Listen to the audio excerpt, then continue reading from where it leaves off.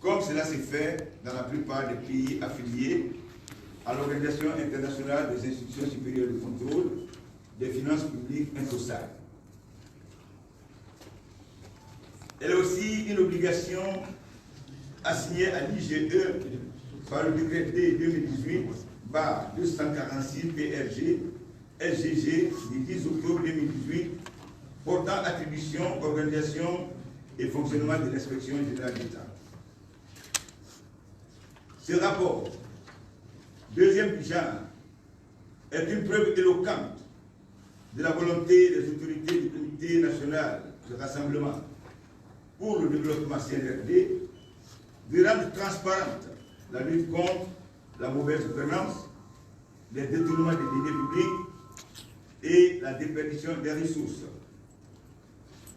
Aussi, elle exprime le souci ardent du président de la transition de voir les citoyens participer au débat de la gestion publique au nom du principe de redevabilité. Les missions de vérification résumées dans ces rapports ont été effectuées durant l'année 2022. Toutefois, elles ne couvrent pas tous les services, établissements et sociétés publiques de l'État. Ceci étant quasiment impossible du fait de la pluralité et de l'hétérogénéité des services publics et parapublics au regard du nombre limité des inspecteurs généraux d'État. Aussi faut-il préciser qu'un rapport d'inspection porte en général sur les exercices budgétaires clos. Le champ d'investigation des rapports définitifs compilés dans le présent rapport, en dehors des états des lieux qui peuvent porter sur les situations en cours, portent sur les exercices antérieurs, 2021, 2020, 2019 et parfois même avant. Il est constitué donc d'un ensemble de rapports compilés dans un document unique, excluant tout ce qui est couvert par le sceau de la confidentialité et des données personnelles. Il faut noter que ce rapport traite de deux parties essentielles. 1. Les constatations et recommandations relatives à la gouvernance administrative et financière des structures contrôlées. 2. Les impacts qui témoignent de la pertinence de la prise en compte des recommandations faites. En ordonnant au Premier ministre, en Conseil des ministres, de mettre en œuvre immédiatement les premières recommandations de ce rapport, le président de la transition lui donne la caution du CNRD et veillera lui-même pour ne pas que sa gestion soit désormais comme dans un passé récent. L'IGE mettra en place, dans les meilleurs délais, une structure de suivi des recommandations en relation avec le cabinet de la primature pour accélérer la mise en œuvre de celle-ci. L'IGE, en tant qu'institution supérieure du contrôle de l'ordre administratif, entend poursuivre le combat de rendre la gestion publique en Guinée plus transparente et plus saine. Elle invite à cet effet tous les citoyens, y compris la presse, à œuvrer dans ce sens, chacun dans son rôle. Je vous remercie.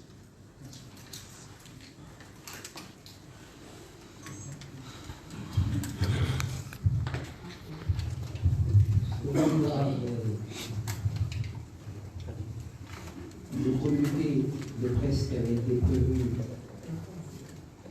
donc par le notificateur général.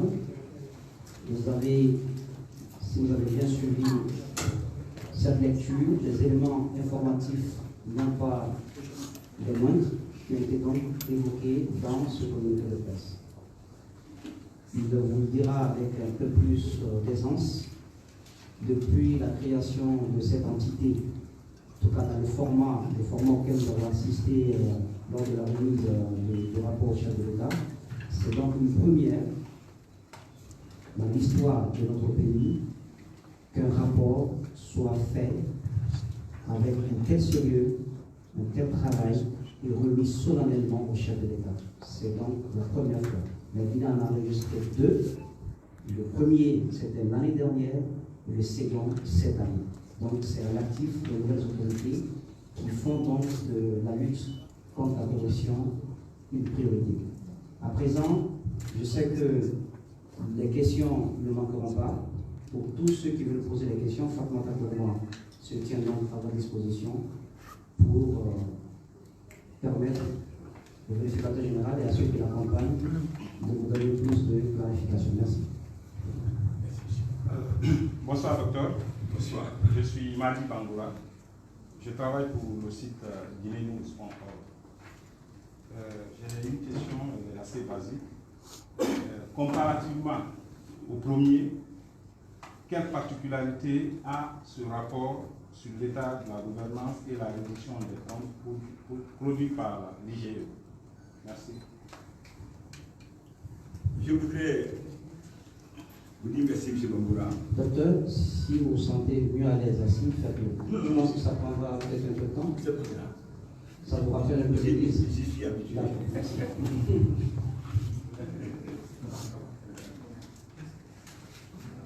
Particularité, non, il n'y a pas une particularité entre les deux rapports.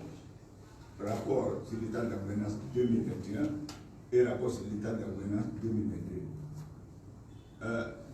Si nous devons parler de particularité, c'est plutôt la particularité du rapport sur l'état de la gouvernance par rapport au rapport de mission que nous effectuons. Parce qu'aujourd'hui, le problème qui se pose et pour lequel nous sommes là, c'est l'incompréhension de la nature du rapport sur l'état de la gouvernance. En réalité, le rapport sur l'état de la gouvernance n'est pas un rapport de mission. C'est un rapport qui fait une synthèse de tous les rapports qui ont été émis durant toute l'année. Lorsque nous allons en mission, il y a toute une procédure qui encadre les missions de contrôle, les missions d'audit, les missions d'évaluation que nous faisons sur le terrain. Et donc, lorsque nous produisons nos rapports dans le cadre des missions, c'est important de le comprendre. Dans le cadre des missions, ces rapports-là font l'objet de ce que nous appelons le contradictoire. Nous le retournons aux entités qui ont été contrôlées.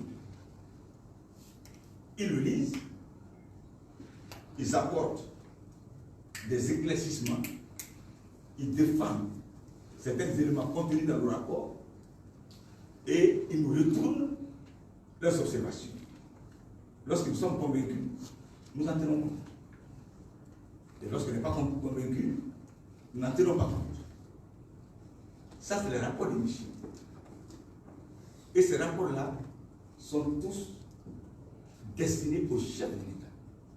C'est à lui seul que nous les adressons.